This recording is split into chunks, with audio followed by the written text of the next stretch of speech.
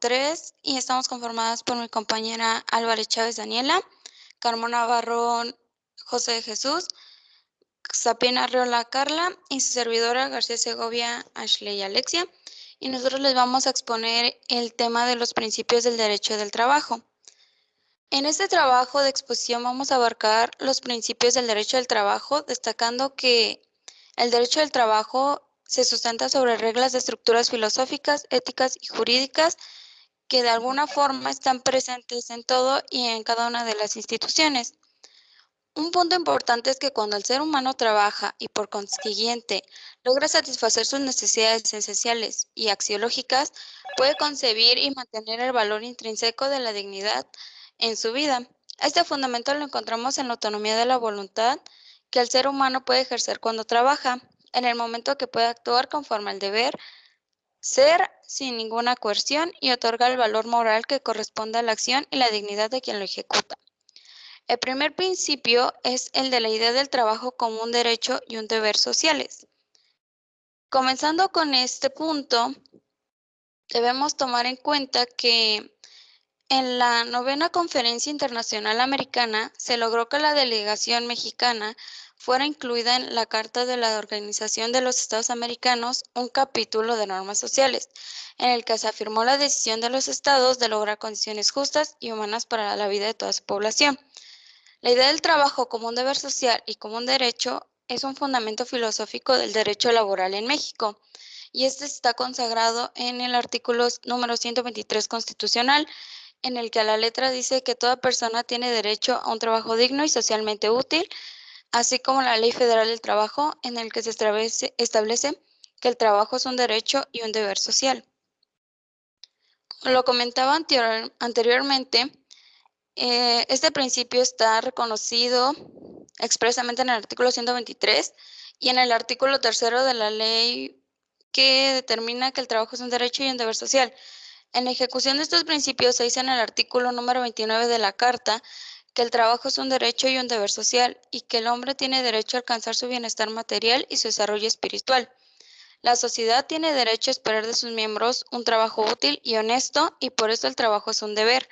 Pero al reverso de todo esto, el deber del hombre es la obligación que tiene la sociedad de crear condiciones sociales de vida que permitan a los hombres el desarrollo de sus actividades. La concepción moderna de la sociedad y del derecho sitúa al hombre en la sociedad y le impone deberes, pero de igual forma le debe conceder derechos. Estos están derivados los unos y los otros de la naturaleza social. En este caso, la sociedad tiene el derecho de exigir a sus miembros que desarrollen una actividad útil y honesta, pero de igual forma, estos miembros y en su individualidad el hombre tiene el derecho de reclamar a la sociedad la seguridad de una existencia compatible con la dignidad de la persona humana. En el pasado, esto significaba la obligación del Estado a respetar la vida humana y dejar al hombre en libertad para poder realizar su destino y desarrollar las actividades que él deseara. Y en la actualidad, el derecho del hombre a la existencia nos quiere decir que tiene la obligación la sociedad de proporcionar a los hombres una oportunidad de poder desarrollar sus aptitudes. El segundo principio que les voy a presentar es el de la idea de la libertad y el derecho del trabajo. En este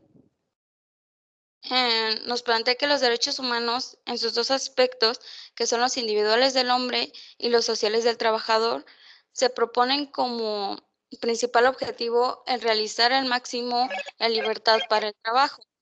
Los primeros son un presupuesto para que los segundos puedan asegurar la libertad del trabajador durante la prestación de su trabajo, pero en alguna medida podría también decirse que son un capítulo preliminar del derecho del trabajo. En este punto tenemos que analizar tres situaciones. La primera es de que inicialmente dentro de este principio se plasma que cada persona es libre para dedicarse a la profesión que le plazca, mediante una decisión personal que el Estado no puede refutar. y significa que el individuo tiene plena libertad para escoger la actividad que más le acomode, sin más restricción que la licitud. Y esta idea ha sido plasmada en el artículo 5 de la Constitución, en donde nos dice que a ninguna persona podrá impedírsele que se le dedique a la profesión, industria, comercio o trabajo que le acomode, siendo lícitos. Y bueno, así refiriendo que cada hombre es libre de escoger el trabajo que le acomode por corresponder a sus aptitudes, a sus gustos o a sus aspiraciones, una libertad que posteriormente se objetivará en una actividad concreta. Y de aquí podemos destacar una frase de Karl Marx, en el que dice que de cada quien según sus aptitudes y a cada quien según sus necesidades. El segundo punto que tenemos que analizar es el de que establece en el párrafo tercero del artículo 5 de la Constitución, en donde el Estado no puede permitir que se lleve a cabo ningún contrato, pacto o convenio que tenga por objeto el menoscabo, pérdida o el irrevocable sacrificio de la libertad del hombre, ya sea por causa del trabajo, sino por lo contrario en toda relación del trabajo. La libertad debe continuar siendo el atributo esencial de la persona del trabajador. Este precepto, que procede de la Constitución de 1857 y de la Declaración Francesa de 1793, en el párrafo que expresaba que si bien el hombre podía comprometer sus servicios y su tiempo, no podía venderse ni ser vendido porque su persona no era una propiedad enajenable. Y en tercer lugar, dentro de este principio se plasma la libertad del hombre, que no puede sufrir ninguna restricción y por y durante la prestación de su trabajo. Claro que éste se encuentra obligado a entregar toda su energía de trabajo en los términos y condiciones convenidos, pero su persona y su libertad son intocables, siendo que el contrato de trabajo solo obligará a prestar el servicio convenido por el tiempo que fije la ley y no puede exceder de un año en perjuicio del trabajador y no podrá extenderse en ningún caso a la renuncia, pérdida o menoscabo de cualquiera de los derechos políticos o civiles. Y la legislación de 1931, y que posteriormente la ley nueva reprodujo la redacción en el artículo 134, fracción tercera, que el trabajo debe desempeñar el trabajo bajo la autoridad del patrono en todo lo que concierne al trabajo, pero nunca más allá, de manera que las instrucciones u órdenes que se emitan sin relación con el trabajo no tienen que ser acatadas. Eso sería por mi parte. No sé si tengan alguna duda. ¿Duda, niños?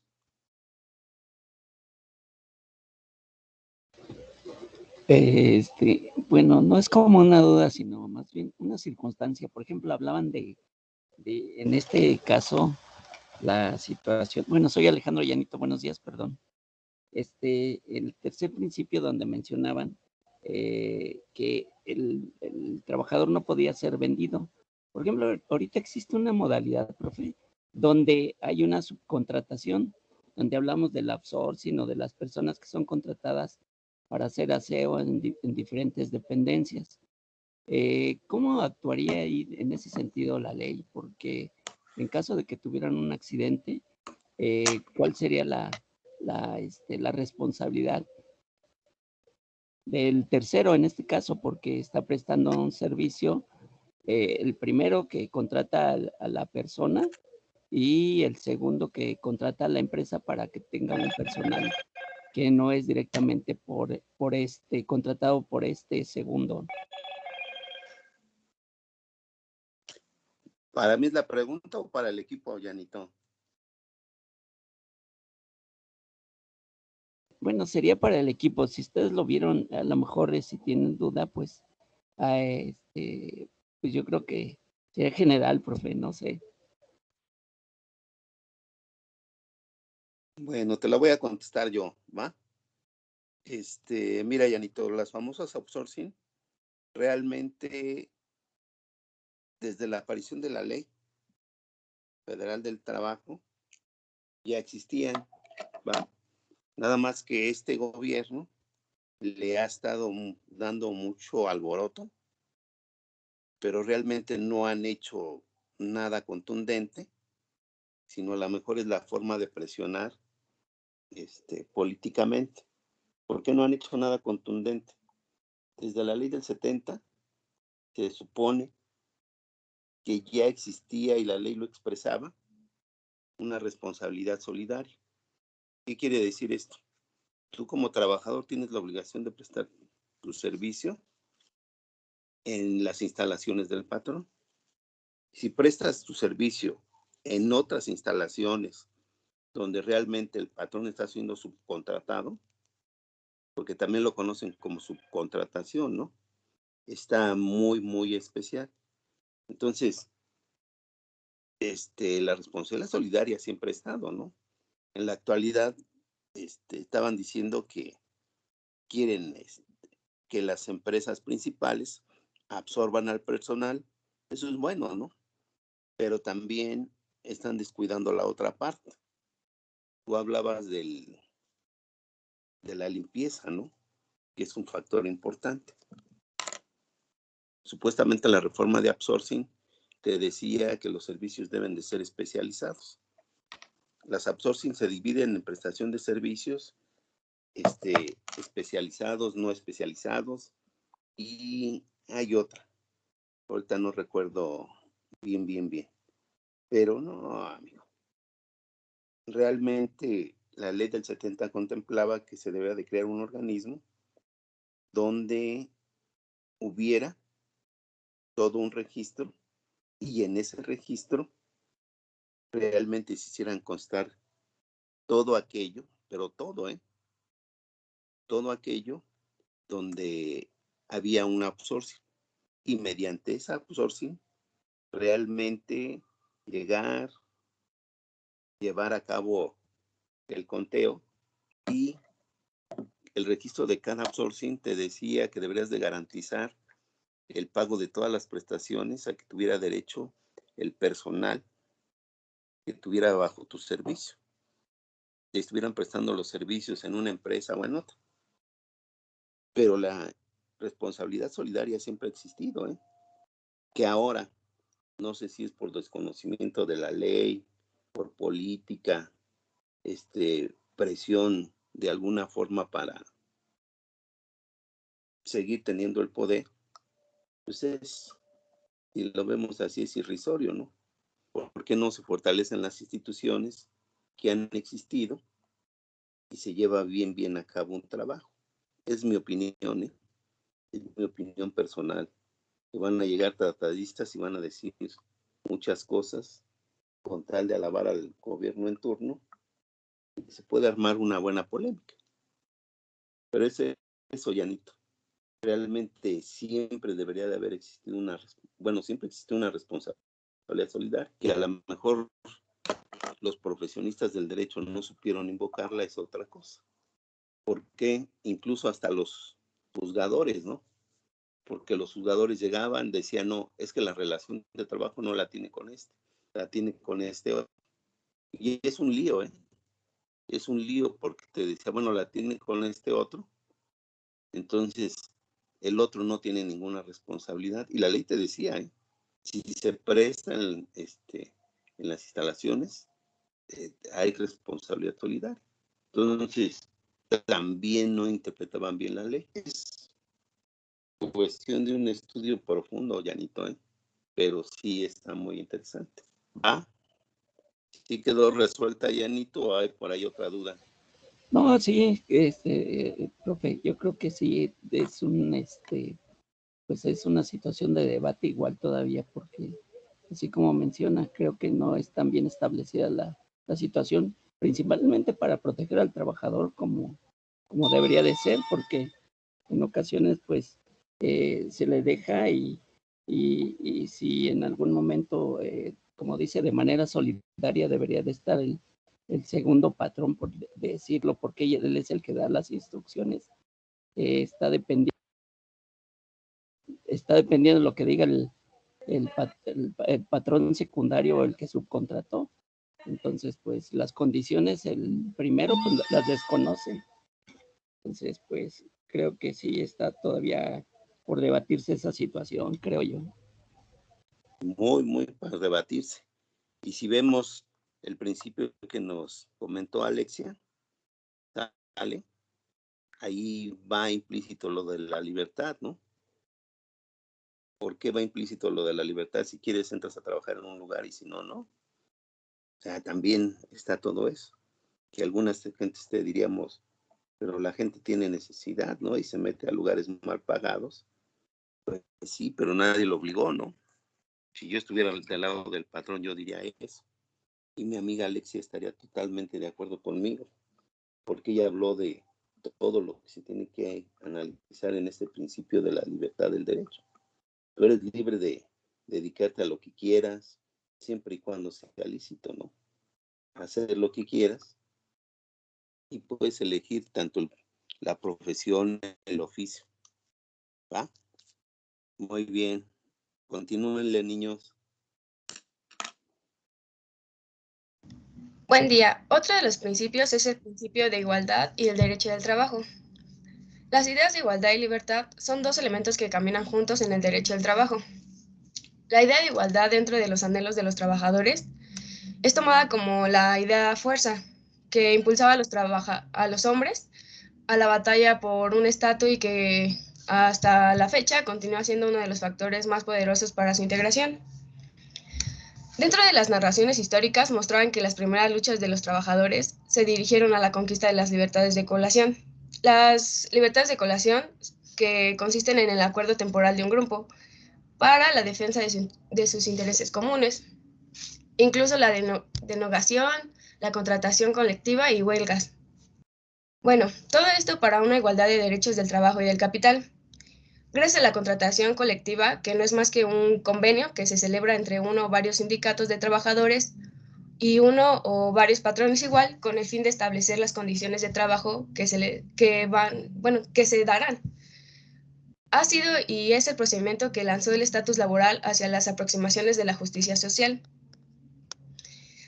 En la ley de 1931, en el artículo 3, establecía que no podrían establecerse distinciones entre los trabajadores, ya sea por motivo de raza, sexo, edad, credo, religión, doctrina política o condición social. Pero anteriormente, en el artículo 86 de la ley, solo hacía referencia a la distinción del salario. Establecía que para el trabajo igual debía corresponder el salario igual. Entonces podemos notar una diferencia entre estos dos artículos.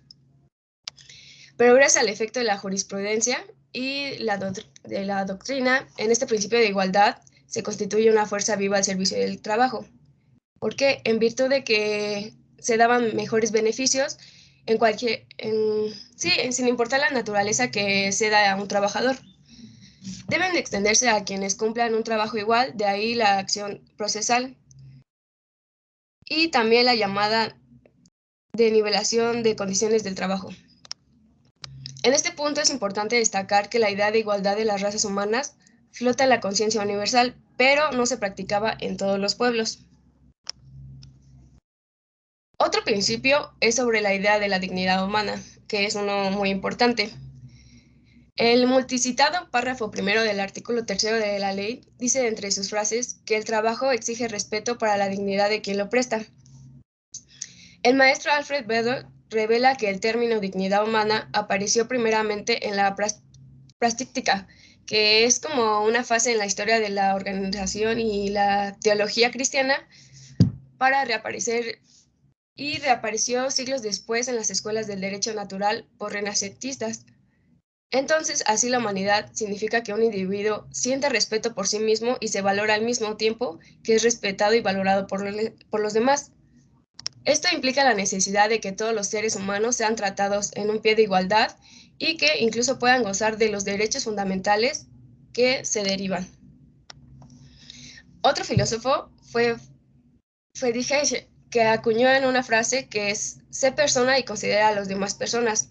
En este término podemos detectar que es primordial tratar con respeto y con dignidad a todos. La dignidad humana consiste en los atributos que corresponden al hombre, por solo el hecho de ser hombres. El primero de esto es que es ser idéntico a los demás, por lo que el trabajador tiene el indiscutible derecho de que se trate con las mismas condiciones que se pretenda al empresario. Esto es sin duda, las dos personas guardan posiciones distintas en el proceso de la producción, pero su naturaleza como seres humanos es idéntica en ambos y sus atributos son los mismos. O sea que puede ser que en la producción o en la empresa o donde se esté manejando, exista una distinción entre el trabajador y el empresario, pero en su naturaleza los dos son seres humanos y que ambos gozan de atributos, por ejemplo, un nombre o entre otras cosas. Y para finalizar, una aplicación de esta idea se presenta en el artículo 132, fracción sexta de la Ley Federal del Trabajo, precepto que impone a los patronos la obligación de guardar a los trabajadores la debida consideración. El poder guardar a los trabajadores la debida consideración, absteniéndose del mal trato de la palabra o de la obra. Esto sería todo de mi parte. Los dejo con mi compañera Carla. O no sé si alguien tuviera una duda.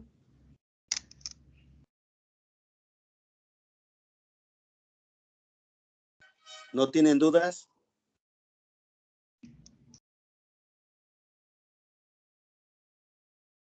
Creo que no tienen duda, compañera, sígale.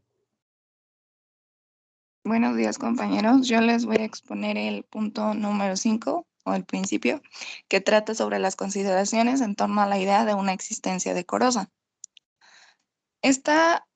Podemos establecer que la finalidad del derecho del trabajo siempre será otorgar a los trabajadores una existencia a un nivel económico decoroso. ¿Pero a qué nos referimos a esto? Esto se debe, en la ley establece que el trabajo debe efectuarse en condiciones que aseguren un nivel económico decoroso para él y para el trabajador y su familia. Esto es poder alcanzar las condiciones de satisfacción a todas las necesidades materiales de él y de su familia. Aquí podemos entrar en las condiciones o en las satisfacciones a nivel técnico, escolar y de social. Es decir, cuando existe una condición decorosa es cuando el trabajador puede satisfacer a él y a toda su familia en el sentido social, económico, escolar y alcanzar una plenitud en su vida.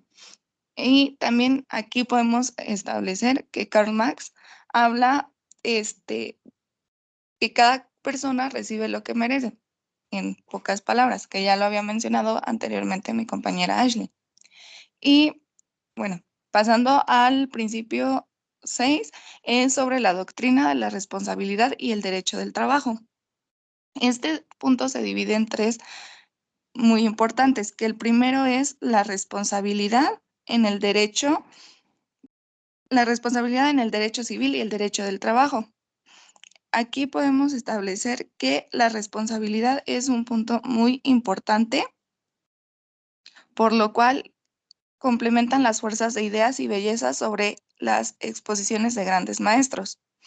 La doctrina establece como un simple ordenamiento que se ocupa en los negocios jurídicos y el cual puede hacer con las cosas y el estatus para tratar de resolver una existencia decorosa, que es lo que comentábamos anteriormente. Y el segundo punto es la doctrina de la responsabilidad en los seguros sociales y seguros de riesgo de trabajo, que está un poco relacionado bastante relacionado a lo que comentaba el compañero Llanito y el profesor. Aquí las causas, en el siglo XX se empezaron a dar muchos accidentes de trabajo, principalmente por los trabajos de minería y construcción, pero lamentablemente no existían como leyes o mandatos que pudieran defender o poder pues sí, llevar a cabo la defensa de los trabajadores. Y los accidentes de trabajo eran por 4 razones. La principal era por causa del trabajador, la segunda era por deficiencias del trabajador y la tercera era por falta de material y la cuarta era por existencia de acciones terceras, pero lamentablemente solo para considerarlo un riesgo de trabajo nada más era la principal, que era por culpa del jefe o del dueño. Entonces tenían que, pero para poder demostrar este accidente tenían que demostrar que el jefe había fallado en su trabajo y lamentablemente no siempre podían encontrar como esas fallas o encontrarlo culpable. Y a causa de esto, Alemania inaugura el camino de los seguros sociales, la cual plantea el conocimiento nuevo en el cual lo denominaron la política social, donde al trabajador le importaba su seguridad. También Francia, basándose al Código Napoleónico, volcaron su ingenio al fin de encontrar disposiciones que le permitieran superar la tragedia de los heridos del trabajo y lograron establecer el artículo 1384, el cual dice que es responsable no solo el daño causado por el hecho propio, sino también por las causas que se tiene bajo cuidado. Y el tercero es el nacimiento de un principio de responsabilidad nuevo en el derecho del trabajo, que establece en la ley de 1931 que dentro de dicha ley, la regulación de los riesgos de trabajo, según en pensamiento de años atrás, debía formar parte de un estatuto laboral. Y también se alcanzó una grandeza que difícilmente se daban en las legislaciones. Esto se pudo lograr por las corrientes sociales que estaban surgiendo en esos años y también una tradición civilista, que es aquella idea de la indemnización forfaitaire que no ha tenido el valor de superar la ley del Seguro Social. Así también como la comisión preocupada, por ende, vino en su artículo 111, fracción 16, el cual expresa que el patrono está obligado a pagar el tiempo que pierda cuando éste esté imposibilitado para trabajar. Y la nueva ley debía de contener principios que armonizaron la doctrina de la responsabilidad, que como fue pasando el tiempo, se pudo denominar o expresar responsabilidad de la economía representada en el sistema capitalista, o el riesgo de la empresa de una fuente de responsabilidad. Y por mi parte sería todo. ¿Tienen alguna duda?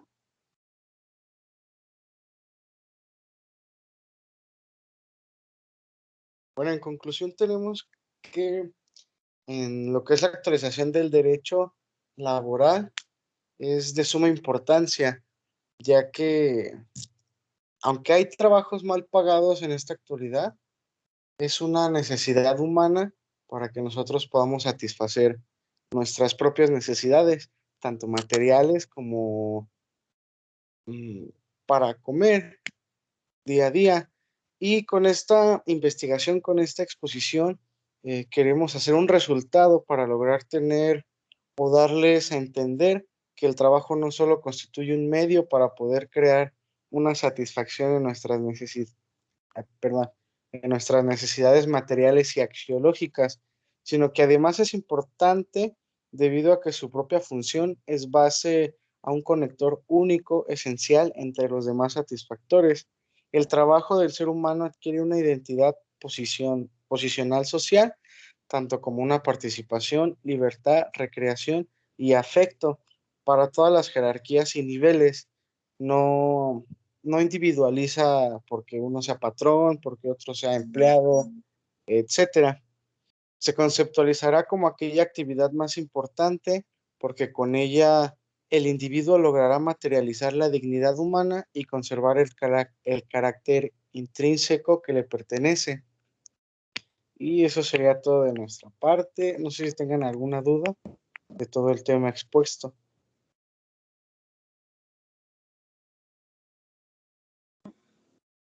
¿No tienen dudas, niños? ¿Comentarios? ¿Aportaciones? ¿No?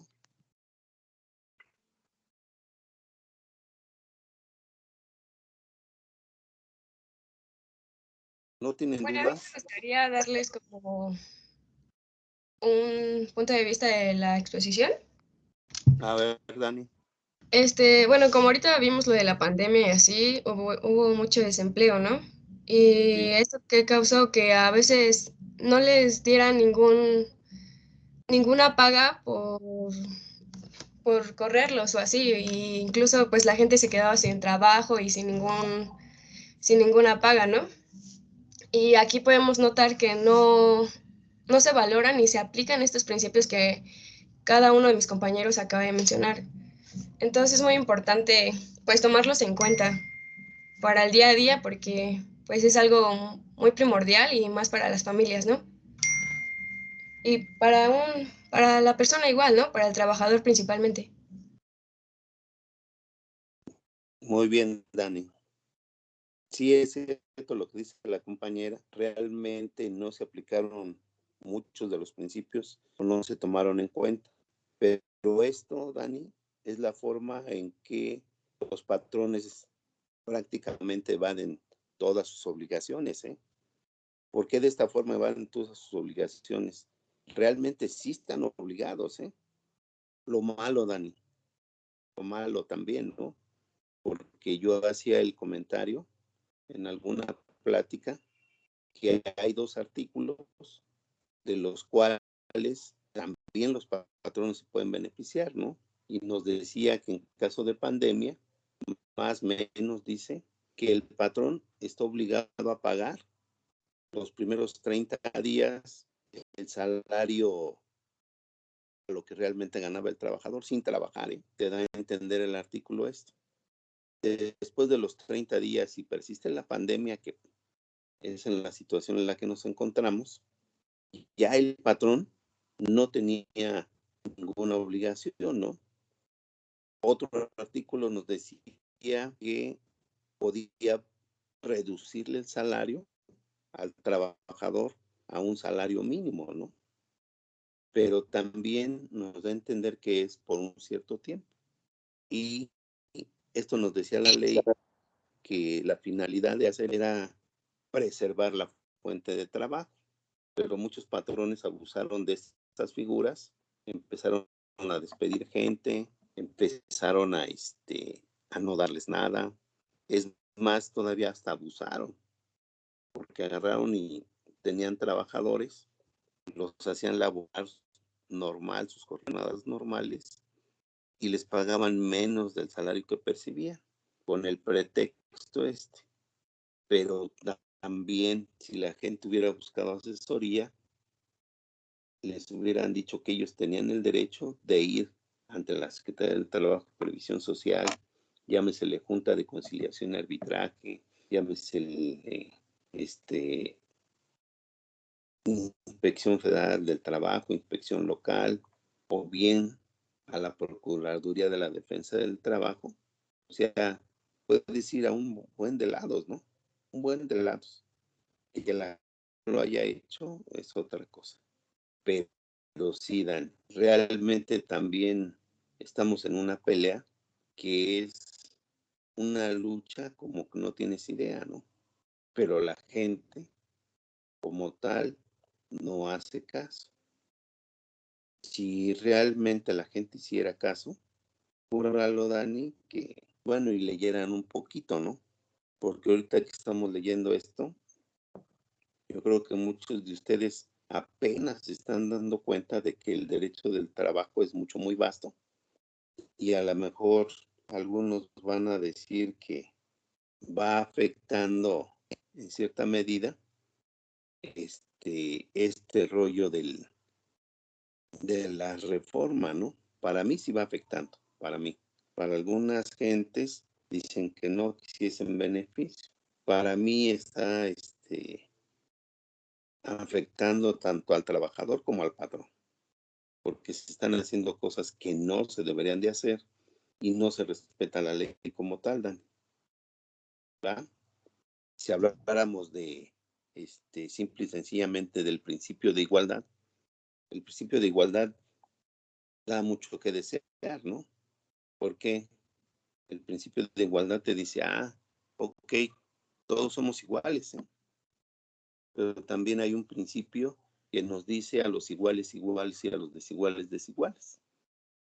En una de las diapositivas, las niñas pusieron que no se debe de hacer distinción en edad, sexo, religión, creencia política, que es algo que contempla la Constitución,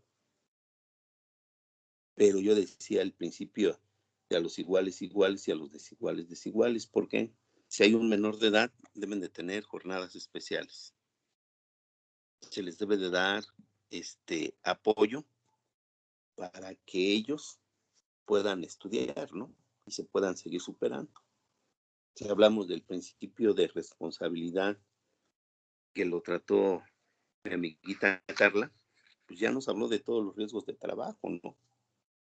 Que más adelante voy a tratar de que los veamos a fondo, pero no nada más es el riesgo, ¿no? Sino lo que implica o lo que lleva implícito el riesgo. Si alguien sufre un riesgo, un accidente de trabajo, como jefe de familia, se va a buscar la protección del trabajador y la protección de la familia, ¿no? Por lo que estamos en estos casos, cuando llega a ocurrir ahorita un riesgo de trabajo, ya mucha gente están demandando por esta enfermedad como si fuera un riesgo de trabajo y tienen toda la razón. ¿Por qué? Porque dice que lo que es un riesgo de trabajo son todas aquellas enfermedades y accidentes a que está expuesto el trabajador con el motivo del desarrollo de su trabajo. Pero no nada más es eso, ¿no? Sino lo que puede ocurrir de su casa al trabajo y del trabajo a su casa. Ahí ya no lo deja abierto, muy abierto. Porque si alguien va a trabajar y resulta de que no llega por un accidente automovilístico o de tránsito, como ustedes lo quieran ver, también entra como riesgo de trabajo. Pero se tienen que tomar varios criterios. Y el derecho del trabajo sigue protegiendo mucho al trabajador. Pero también hay gente que ha abusado de esto, ¿no? O sea, hablamos del el derecho de igualdad que a mí me llama la atención. O sea, todo el mundo tendríamos que ver que tanto a mujeres, niños e incluso gente que tenga discapacidad, se les debe tratar igual. Este principio de igualdad no nada más es los eslogan que hacen de las mujeres, ¿no? Que ganan menos y que no es cierto, niños. Las mujeres ya van superando muchas expectativas, ocupan puestos altos, o sea, y vemos, ¿no? Simple y sencillamente ahorita en la universidad tenemos una directora, tenemos una subdirectora, tenemos una jefa administrativa, o sea, tenemos mucha gente que ya como mujeres están alcanzando altos niveles y hay una cierta separación y yo llamaría que hay una igualdad, ¿no? También si lo vemos así, esto de la dignidad humana es que nos tratemos con respeto y que nos traten con respeto. No puede llegar un patrón y nos insulte y esto, ¿no? La dignidad humana a grandes rasgos es eso, es un respeto que se debe de tener tanto entre compañeros de trabajo como empleadores con sus trabajadores. ¿Dudas, niños? ¿Más preguntas? Y ya vimos que algunas de sus diapositivas tienen